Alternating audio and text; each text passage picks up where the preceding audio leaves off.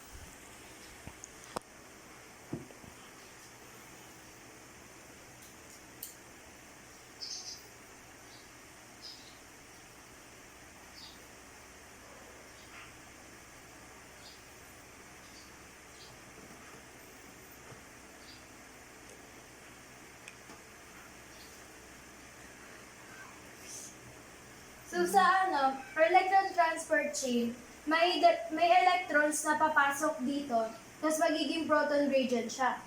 Pagpunta dito sa ATP synthase, magkakaroon siya or magpuproduce siya ng isang phosphate. Tapos kapag inattach ang ADP sa phosphate, magiging ATP siya. Tapos yung hydrogen, pag hinaluan ng oxygen, magiging H2O or water ang product niya. So for anaerobic cellular respiration, the first step in cellular respiration in all living cells is glycolysis, which can take place without the presence of molecular oxygen. If oxygen is present in the cell, then the cell can subsequently take advantage of aerobic respiration via the TCA cycle to produce much more usable energy in the form of ATP than any anaerobic pathway. So anaerobic cellular respiration, may oxygen siya.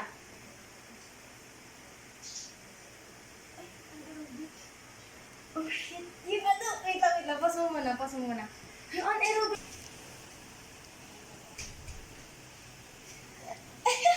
wait lang, hindi na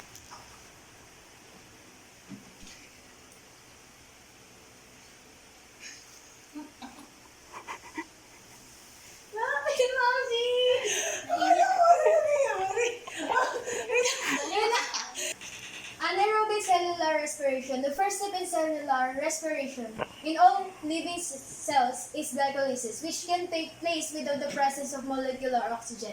If oxygen is present in the cell, then the cell can subsequently take advantage of aerobic respiration via the TCA cycle to produce much more usable energy in the form of ATP than any anaerobic pathway. So, anaerobic cellular respiration, wala siyang oxygen. So, hindi niya kaya dun sa electron transport chain.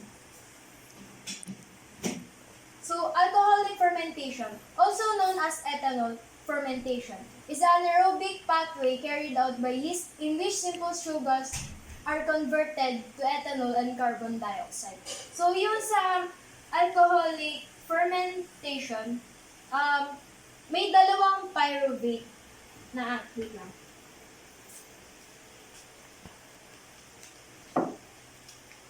Dalawang pyruvate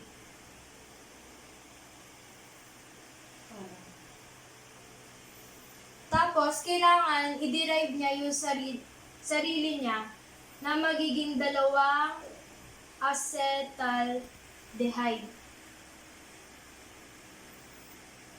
Then, sa dalawang pyruvate and dalawang acetaldehyde, meron tayong carbon dioxide na mapuproduce.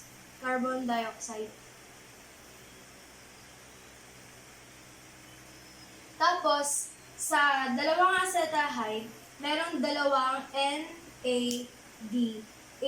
Tapos, pag inoxidize yun, magiging dalawang NAD+.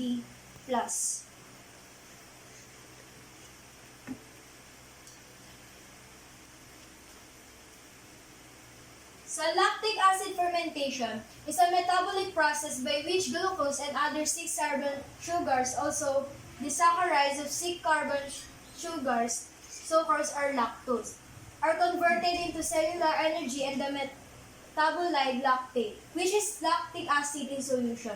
It is an anaerobic fermentation reaction that occurs in some bacteria and animal cells, such as muscle cells. So, sa lactic fermentation naman, may dalawang pyruvate din tayo.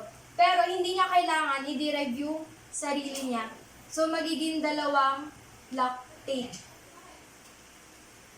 Doon sa dalawang pyruvate, meron dalawang NADH ulit. Tapos, pag inoxidize siya, magiging dalawang NAD+. Tapos, kapag may dumaan na oxygen, maulit lang siya doon sa glycolysis, is continuously lang siya mangyayari na gano'n.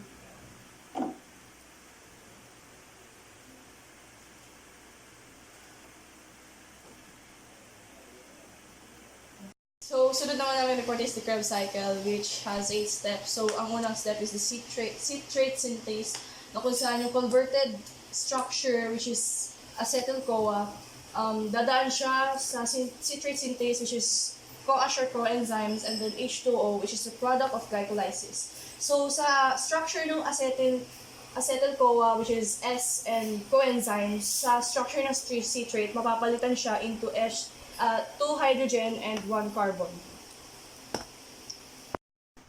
Dito naman tayo sa aconitase. So, sa aconitase, kailangan i-isomerism.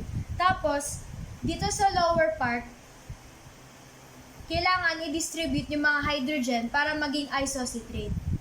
Next step natin is the isocitrate dehydrogenase. So, andito is sa step na to makakadaanan ang carbon dioxide and the NAD+. So, yung NAD+, kailangan po siyang ma-reduce. So, in order to reduce, kailangan i-reduce sa NADH. Kaya naging NADH+ siya. Then, ito po yung, ang structure po niya is tinanggal po ang hydrogen and nagkaroon po ng double bond sa oxygen.